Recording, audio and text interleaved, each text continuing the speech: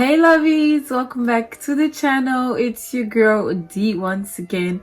You know the name, right? So in today's video, I'm here with things to avoid if you want to grow your hair long and healthy. So if you're interested, stay tuned.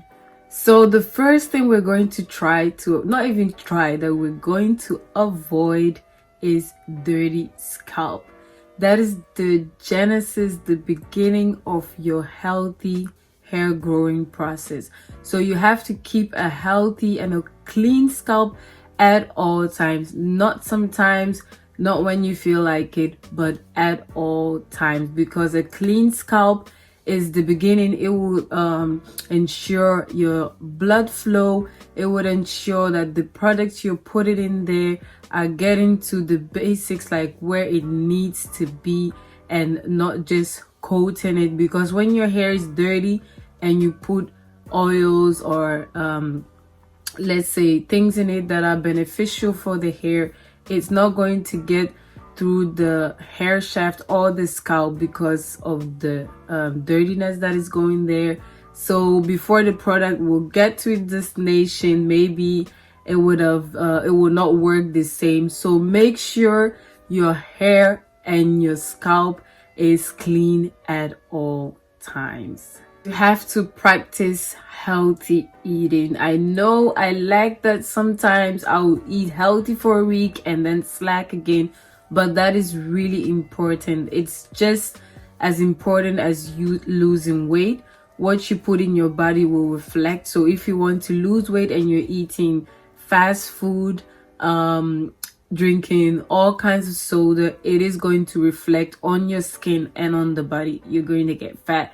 It's the same with your hair. What you put in your body will reflect on your scalp, and that is how we grow our hair long. Some of the, let me say, the fruits that grows your hair, like boosts the hair growth, is let's say papaya is a really good. Avocado is really good because it has fats in it, and it really helps with the boostation, like the boostation for the hair growth. You know what I mean? I don't even know if it's a word, but hey. And eggs, if you eat eggs, that helps as well. The egg white, not the yolk. The egg white helps with the hair growth process as well. Like there are a lot of foods like spinach, all kinds of green foods that you can eat, and that will reflect out on your scalp, which will result in you growing your hair healthy. I know it is a lot, like it's a lot to take in, but if you really are committed into growing long hair, it becomes easy. It's like losing weight. When you start, it's difficult, but the more you practice it, the more it gets easier. The type of hairstyles that you do is also really important. Avoid those tight braids. Like you can see I have my braids in, but they are not too tight. If you have the braids and you start having rashes at the edges of your hair, that means the braid is too tight. And if you can, if you've noticed, I don't know if you've noticed this or if you've taken this in consideration, when the rashes starts healing up, it becomes like white, like dandruffish. And that white, let's say rash that you get, if it comes out, it is your hair that is coming out. I don't know if you've experienced that.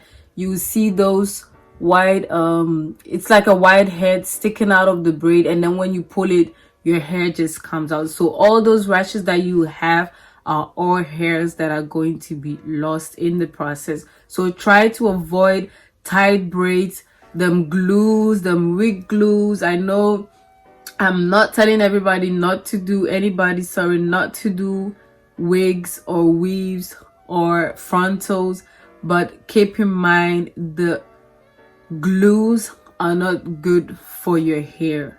You can do it, but not too much, because you know too much of everything will result into you losing your hair. We don't want no alopecia happening here. So you can do them, but not too much. You have like so many people that you don't even see their hair. They will do all these kind of hairstyles and not consider that they're stressing out their hair. So you can do it, but not too much, and try to avoid braids that will damage your hair. 2-in-1 shampoos are not meant for black people, y'all. I know some of you are going to be on my case for this, but I said what I said and I'm not taking my words back.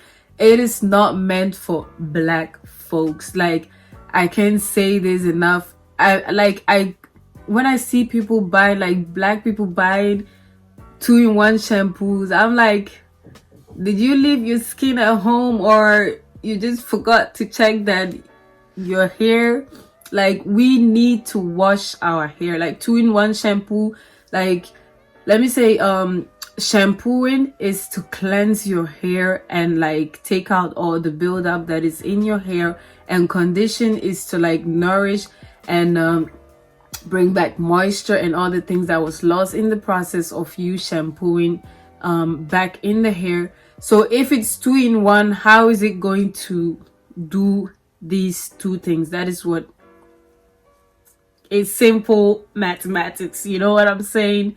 So like, I always give people the side eye, like especially black folks, when I see them buying 2-in-1 shampoos. That was not meant for us. So consider it when you're buying your shampoos, and leave them out for the people that was made for. It was not made for you, girl. Like, leave it.